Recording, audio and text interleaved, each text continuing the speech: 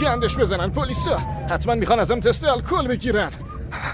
امکان نداره زیر حد مجاز باشم، مگر اینکه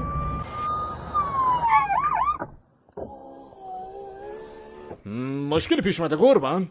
بله من متوجه شدم که شما داری با بی احتیاطی رانندگی میکنی و من باید ازت تست الکل بگیرم رفیق. برای این کار به تنفس طولانی مدت نیازه. 1 دقیقه نفس بکش. خب برو.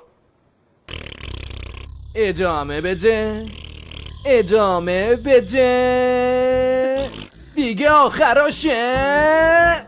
خب کافیه. 0. بذار این نگاهی بهش بندازم.